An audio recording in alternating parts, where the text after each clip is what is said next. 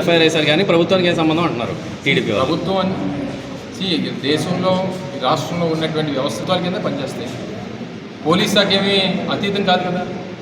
Police శాఖ ఏం ముఖ్యమంత్రి అండర్లోకి రాకుండా పోదు కదా.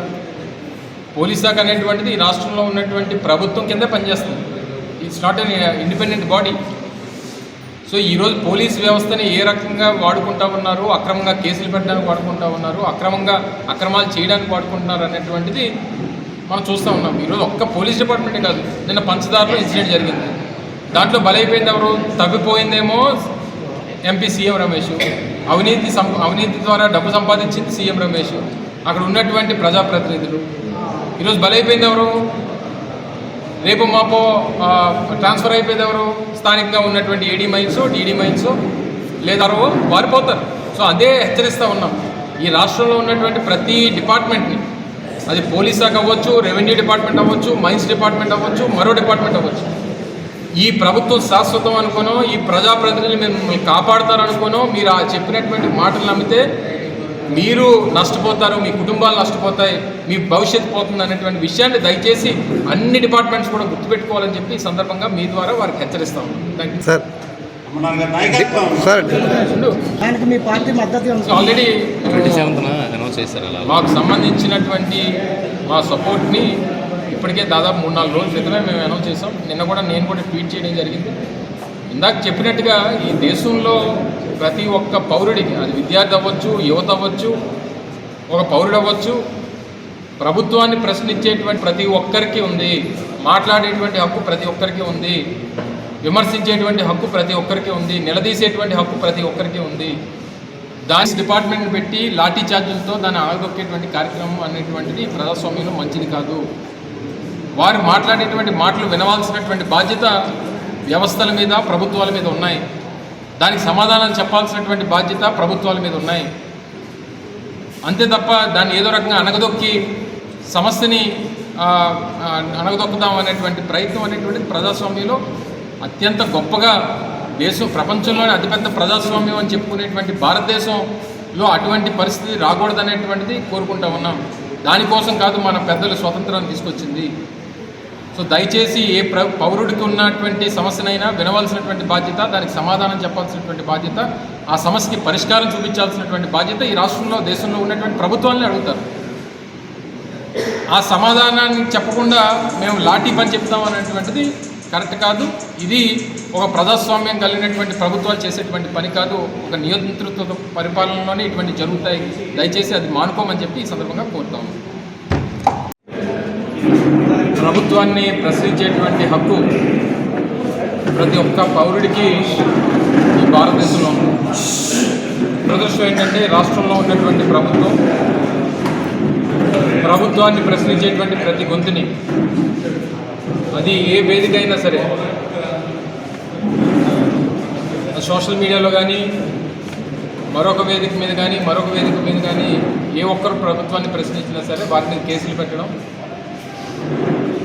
అన్యాయంగా వారిని అరెస్టులు చేయడం, వాళ్ళని భయభ్రాంతులకు గురి చేయడం, మాట్లాడేటువంటి హక్కు మీకు లేదు అనేటువంటి విషయాన్ని వారికి తెలియజేస్తూ, ఈ రాష్ట్రంలో ఉన్నటువంటి ప్రభుత్వానికి సంబంధించినటువంటి కొన్ని మీడియా ఛానల్స్, కొన్ని పత్రికలు మాత్రమే, ప్రభుత్వానికి సంబంధించినటువంటి కొన్ని పత్రికలు, కొన్ని మీడియా ఛానల్స్ మాత్రమే ప్రజలు ఫాలో అవ్వాలి.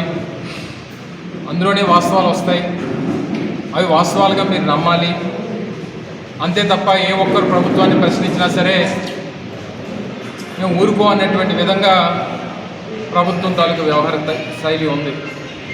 సో వీటినన్నింటినీ కూడా అధిగమించడానికి వైఎస్ఆర్ కాంగ్రెస్ పార్టీ జగన్మోహన్ రెడ్డి గారి నాయకత్వంలో ఒక యాప్ని, జగన్ 2.0 సూపర్ యాప్ అనేటువంటి పేరిట ప్రజలకి, మరి ముఖ్యంగా వైఎస్ఆర్ కాంగ్రెస్ పార్టీ నాయకులకు, కార్యకర్తలకు, అభిమానులతో పాటు సామాన్యులు కూడా అందుబాటులోకి తీసుకుని వచ్చి ఎవరో ప్రభుత్వాన్ని ప్రశ్నించాలన్నా, ప్రభుత్వం చేసేటువంటి ప్రజా వ్యతిరేక కార్యక్రమాలని ప్రజల దృష్టికి తీసుకురావాలనే ఉద్దేశంతో ఈ యాప్ని అందుబాటులోకి తీసుకొని వచ్చాం. దాన్ని ఈరోజు చోడవరం నియోజకవర్గంలో అధికారికంగా దాన్ని లాంచ్ చేసినటువంటి 2-3 రోజుల్లోనే దాదాపు 4-5 లక్షలు డౌన్లోడ్స్ అనేటువంటివి ఇప్పటికే రాష్ట్ర వ్యాప్తంగా జరిగినాయి.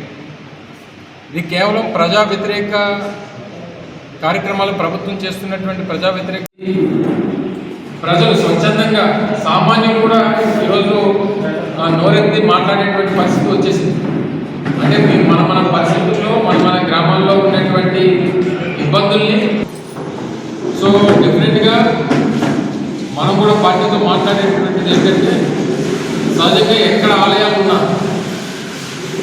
మా చేయలేదు మాట్లాడి ఈరోజు చర్చ ఏం జరుగుతూ ఉందంటే రాష్ట్ర వ్యాప్తంగా మనకి అత్యంత పవిత్రమైనటువంటి ఆలయాలు, రాష్ట్రంలో ఉన్నటువంటి అత్యంత పవిత్రమైనటువంటి ఆలయాలన్నీ కూడా కొండల మీద ఉన్నాయి. అది తిరుపతి వెంకటేశ్వర స్వామి అవ్వచ్చు, విశాఖపట్నం లక్ష్మీనరసింహస్వామి సింహాద్రి అప్పన్న అవ్వచ్చు, అన్నవరం సత్యనారాయణ స్వామి అవ్వచ్చు, లేదా శ్రీశైలం మల్లికార్జున స్వామి అవ్వచ్చు, లేదా పద్మనాభంలో అనంత పద్మనాభ స్వామి వారి ఆలయం అవ్వచ్చు, లేదా కోటప్ప కొండ అవ్వచ్చు, లేదా కనకదుర్గమ్మ తల్లి అమ్మవారు విజయవాడ అవ్వచ్చు. ఎక్కడ చూసినా మనకు పవిత్రమైనటువంటి ఆలయాలన్నీ కూడా కొండల మీద ఉన్నాయి.